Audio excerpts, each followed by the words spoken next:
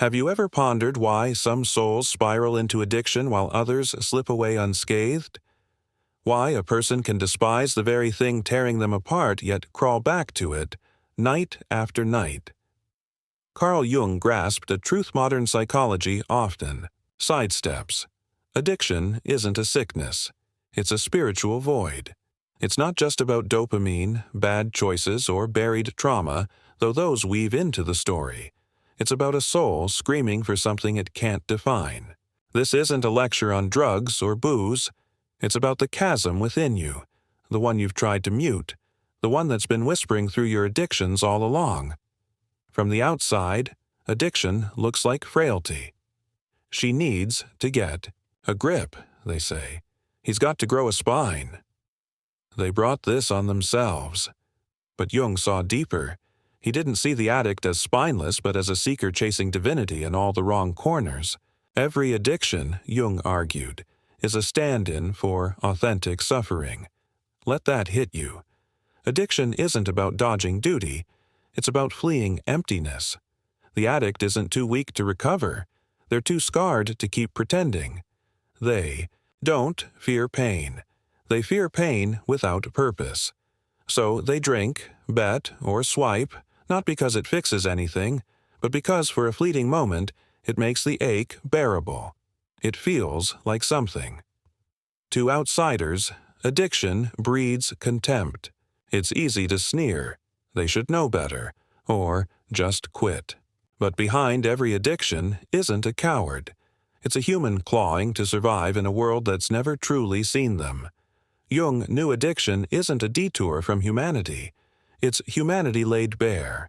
It's what happens when the external world becomes unlivable and the inner world falls silent. People don't fall into addiction to wreck their lives. They fall because someone, somewhere, taught them their pain was worthless, to be buried, ignored, or numbed into oblivion. Addiction isn't just craving more. It's needing something no one showed you how to seek. It's the body yearning to feel complete, the mind desperate to escape disorder, the soul, as Jung would say, aching to reconnect with itself. Until we view addiction not as the villain but as the signal, we'll keep fighting symptoms while the root festers. No one's hooked on whiskey, cocaine, porn, cigarettes, sugar, or screens. They're hooked on relief, on quiet, on numbness, on the brief mirage that the hunger's gone. That's addiction's cruel trick. It poses as a cure. Jung saw what most miss. The addict isn't fleeing life. They're fleeing a life without soul. The substance or habit isn't the issue. It's a placeholder for something holy that vanished. Until that loss is named, the cycle spins on. When we call someone an addict, we're saying they've latched on to something. Not out of love, but out of dread for a life without it. Addiction isn't about the thing itself. It's about the fleeting state it offers. And that state, however toxic, can feel safer than the emotional storm lurking beneath. Jung was adamant. People don't become addicts because they're flawed. They become addicts because they're cut off from meaning.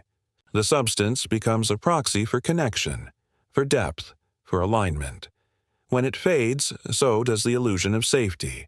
The tragedy is that many addicts never see what they're truly chasing. They don't realize their inability to stop isn't weakness. It's because the void they're trying to fill is infinite. You can't patch a spiritual wound with physical fixes. You can try, but it's never enough. Until they find something more potent than their craving, something more vivid than their pain, they'll keep grasping for the same hollow answer, wondering why it never holds. Jung saw addiction not as a moral collapse, but as a botched spiritual journey. You're not pulled toward ruin because you're wicked. You're pulled because you're fractured. There's the you that performs, that copes, that fakes it, and the you that knows this isn't who you are. Addiction starts when you betray that deeper truth, and it won't stop until you reclaim it. That's why Jung said the antidote to addiction is a spiritual awakening. Not religion, not rites, but a raw encounter with something vaster than your pain. Without that, the bottle feels like salvation. The hunger-driving addiction isn't physical, it's existential. It's the gnawing sense that something's gone, and worse, that we've forgotten what it was. Jung believed everyone has a core self, craving unity and truth, but life demands masks and fractures. That self gets buried. Addiction becomes the unconscious quest to unearth it, but the addict's digging in the wrong dirt. They seek God in a glass, peace in a pill, love in fleeting validation.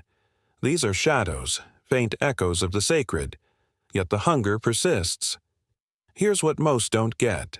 The addict isn't weak. They're raw. They're the one who can't live numb. They can't fake it forever. When they finally admit they're starving for something deeper, that's when the shift begins. The danger isn't in wanting too much. It's in settling for too little. The addict doesn't crave more. Highs, they crave something real. The substance is just the nearest thing that dulls the shame of not finding it. But Jung went further. What you're running from isn't out there. It's in you. He called it the shadow, the parts of yourself you deny, fear, and bury. Addiction isn't the foe. The foe is the split self. You strive to be strong, flawless, likable, and you shove down the rage, the sorrow, the shame. But what you bury doesn't vanish. It festers in the dark corners of your mind until it erupts in ways you can't explain. That's why addicts often feel hijacked, because a part of them is acting without consent. Until you face that shadow, not to fight it, but to embrace it, you'll never be free. The shadow, Jung said, isn't a demon. It's the truth you refuse to face. It's the pain you were told was shameful, the desires you were punished for, the memories you hid to survive. Over time, these buried pieces rot in the cellar of your psyche. When they can't be ignored, they don't speak, they act. Addiction is the shadow shouting through chaos. If you won't hear my pain, I'll scream it through ruin. But the shadow isn't evil. It's honest. It's the part of you that still feels when the rest of you is numb. It doesn't want to break you. It wants to be heard. Here's the secret. The addict doesn't chase the high. They chase the quiet it brings. Not pleasure, but a pause. They're drowning in a noise the world calls normal. The noise of pretending, performing, pleasing. For one fleeting moment, the substance silences it all. But that moment's brief, and the cost is steep. Jung said, "The soul won't be ignored. If you don't hear it in stillness, it'll roar through your addiction." Addiction isn't escape. It's a call to face the silence you've been dodging. Relief. Addicts rarely say it, but it's what they seek. Not chaos, not thrills, just a moment when the inner war quiets, when the storm of guilt, shame, and worthlessness fades. Addiction's genius is its promise of silence, only to charge more each time. Jung would say, this chase isn't weakness. It's a spiritual starvation. The addict isn't fleeing reality. They're fleeing a false reality where they must hide who they are to be accepted. Addiction's danger lies not just in the substance, but in what it replaces, a hunger for ritual, connection, peace. In a world that strips life of meaning, people starve. The addict tries to forge meaning alone, through a bottle, a hit, a screen. But no solitary act can heal. They don't need more grit. They need something sacred, something that says their craving for silence isn't madness, just misdirected. You've heard of rock bottom, but Jung would call it a sacred threshold, not a failure. When everything crumbles, when no lie holds, when no one buys your excuses, something holy stirs. In that brutal silence, something ancient wakes. Not your ego, not your therapist's words, not your family's demands, but you. The deeper you, the one who never left, who remembers who you are and why you're here. That's why Jung spoke of symbolic death, the death of the addict's mask, so the true self can rise. Rock bottom isn't the end. It's the shattering of the roles you've played. The hero, the victim, the strong one, the one who's fine. That collapse feels like death, but it's initiation. Every myth, every ancient tale speaks of descending into chaos before rebirth. The danger isn't hitting rock bottom. It's lingering above it, numb, distracted, functional, never falling, never changing. Rock bottom is holy because it demands a choice. Evolve or fade, not in body, but in spirit. Do I keep lying, or do I surrender to truth? That surrender isn't to a deity, a program, or a label. It's to reality. Truth is harsh, but it's the only foundation strong enough for a new life. All else, every excuse, every half-step, crumbles. We live in a world that worships noise, not meaning. It tells you to stay busy, to chase. Stay busy, stay medicated. That's the mantra of our age. But Carl Jung saw through the haze. He said every obsession, every fear, every compulsion, every addiction is a substitute for a spiritual truth. You don't crave the needle. You crave wholeness. You crave redemption.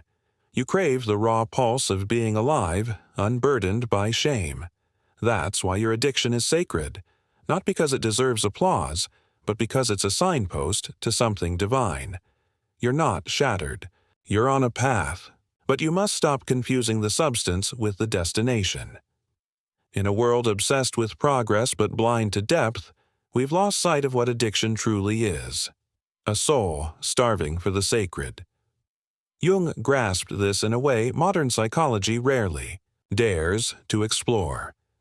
Beneath the addict's choices lies a misdirected hunger for the divine. Not dogma, not creeds, but transcendence. A moment of unity that quiets the chaos, dissolves the ego, and reconnects us to something eternal.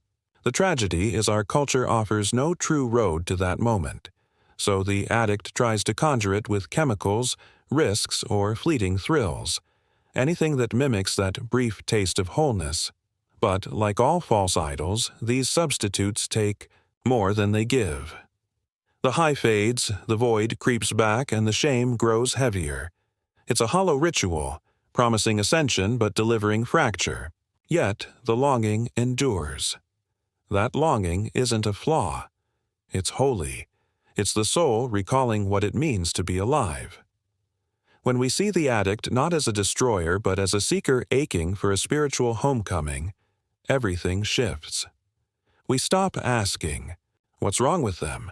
and start asking, "What sacred need was left unmet?" Until we face that question, the cycle will never break. True healing isn't about discipline or abstinence. It's about integration. Jung said, "The gold is in the shadow." The parts of yourself you've tried to bury don't need to be destroyed. They need to be heard. Your anger carries a message. Your shame holds truth. Your cravings are guiding you back to a piece of yourself you abandoned. The real work isn't quitting. It's asking, "Why did I need this? What has my soul been screaming that I've refused to hear?" Integration doesn't mean erasing the parts that hurt. It means welcoming them back into the fold. Jung believed healing wasn't about becoming good. It was about becoming whole. Addicts spend years trying to cut away pieces of themselves, the rage, the grief, the shame, thinking if they could just be rid of them, they'd be free. But those exiled parts don't vanish. They howl through cravings, they bleed through relapses, they derail every step until they're seen. The shadow, as Jung taught, isn't just darkness, it's potential. Your fire, your creativity, your truth, they're buried in that same hidden place. When you face your shadow with courage, not condemnation, you don't just get sober, you get reborn. You stop being the addict and become the one who survived, who endured, who stared into the abyss and lived to speak its truth. This isn't about dodging temptation forever.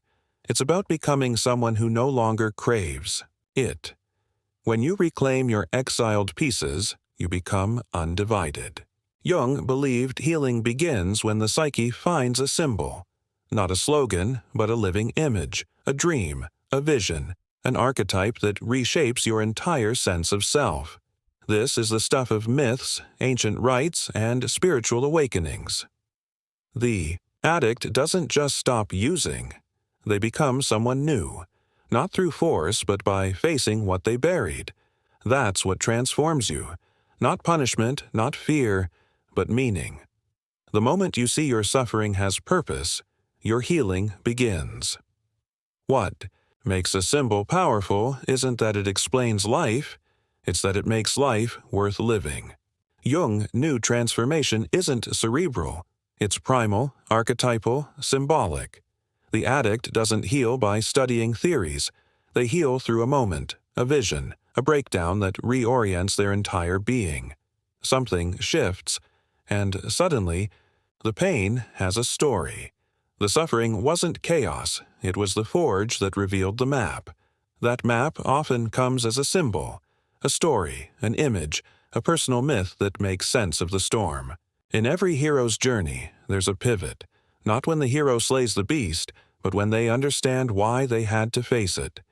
The addict's beast isn't the substance, it's the lie, the fractured psyche, the refusal to feel. The moment. They stop fleeing and meet its gaze. Something ancient stirs. A new self is born, not from victory, but from surrender. And from that surrender comes something no substance can touch. Meaning. Personal, hard-won, embodied meaning. Jung didn't believe in labels. He didn't see people as junkies or hopeless. He saw stories. He saw symbols. He saw every addiction, no matter how grim, as a misunderstood myth waiting to be lived fully. You are not your cravings. You are not your failures. You are the one who watches, who aches, who knows change is coming. If you dare to face that knowing, not numb it, not flee it, you'll begin a journey most never attempt. The journey back to your core. To call someone an addict is to shrink their identity to a habit, and Jung rejected that. He didn't see people as puzzles to fix. He saw souls in exile, searching for home. The person beneath the addiction isn't broken, they're lost. They've forgotten how to hear their own voice, and in that silence, the craving speaks louder than truth. But when that true self begins to whisper again, the addiction's hold weakens, not because the substance lost its pull, but because the person remembered their own. You are not the urges that haunt you. You are not the shame that trails you. You are not your worst moment or your darkest hour. You are the one who knows there's more, and that knowing, that stubborn inner voice, is what makes you a threat to the systems that thrive on your numbness. When you reclaim that voice, you don't just heal. You rewrite the game. You stop bowing to fear. You stop apologizing for your clarity. You stop performing for acceptance. Once you've tasted truth, nothing false can satisfy, not even your addiction. Addiction isn't the end. It's a map etched in shadow, guiding you back to the light. Jung's message was clear. If you turn inward, if you face your shadow, if you find your own meaning, the substance will lose its power because you'll remember who you are, and who you are doesn't need to run anymore. The journey out of addiction isn't a return to who you were. It's a rebirth into someone you've always been becoming. Jung believed freedom isn't about resisting temptation. It's about no longer being defined by it. Healing isn't a straight line.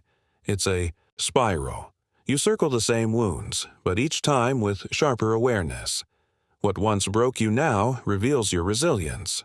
What once ruled you becomes your guide. Not because it's gone, but because you finally heard its message.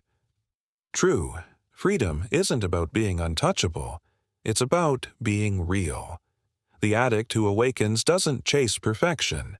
They chase presence. They don't flee silence, they embrace it.